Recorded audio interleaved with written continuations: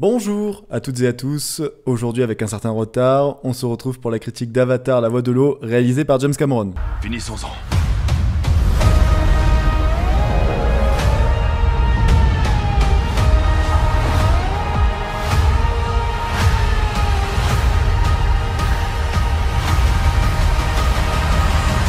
Alors, Avatar La Voix de l'eau, que j'appellerai Avatar 2, pour la simplicité de cette critique, est le film que j'attendais le plus, de 2022.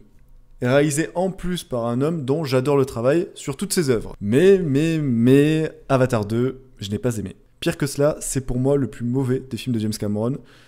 Je sais déjà que beaucoup vont pester disant que j'y vais trop fort, mais honnêtement, juste la comparaison entre le 1 et le 2 va être simple. Regardez le premier film, il a des moments iconiques, que ce soit dans les scènes d'action, largement meilleurs que dans le deuxième, ses séquences d'émotion plus fortes, par exemple, la destruction de l'arbre maison est bien plus percutante que l'intégralité des 3h12 d'Avatar 2. Le méchant dans le premier est iconique, il balance des bonnes punchlines qui restent en tête, alors que dans le 2, rien.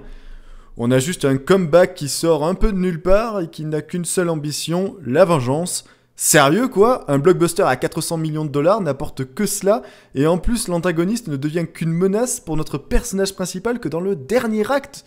Et concernant le deuxième acte, il n'y a aucun antagoniste de présent, aucune menace.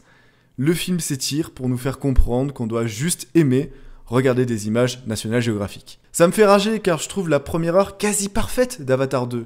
Je n'ai rien à reprocher, la mise en scène est mémorable, les plans sont fabuleux, le monde de la forêt n'a jamais été aussi riche, mais dès qu'on quitte cet univers pour aller dans le monde marin, le film ralentit, et on s'ennuie assez rapidement pendant tout l'acte 2.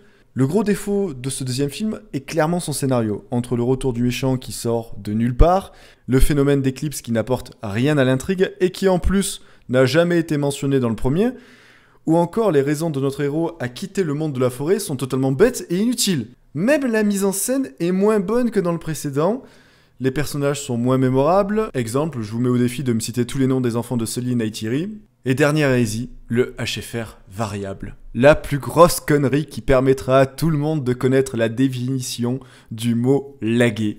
Pendant tout le combat final, la fréquence passe de 48 à 24 à 48, puis 24, sans aucune logique, parfois même pour les mêmes plans de caméra, ça n'a strictement aucun sens, aucune logique, et n'apporte rien, si ce n'est un sentiment de lag à chaque fois que le film repasse en 24, et qui permet à nous, spectateurs, de sortir du long métrage. Moi je veux bien du HFR variable, mais encore faut-il une logique au travers de la mise en scène. Mais sinon Avatar 2, oui, les images de synthèse sont absolument magnifiques, oui, le film a une 3D remarquable, et je recommande à tout le monde de le découvrir sous ce format-là, mais en dehors de ces deux éléments-là, honnêtement, Avatar 2 n'a rien à vous apporter.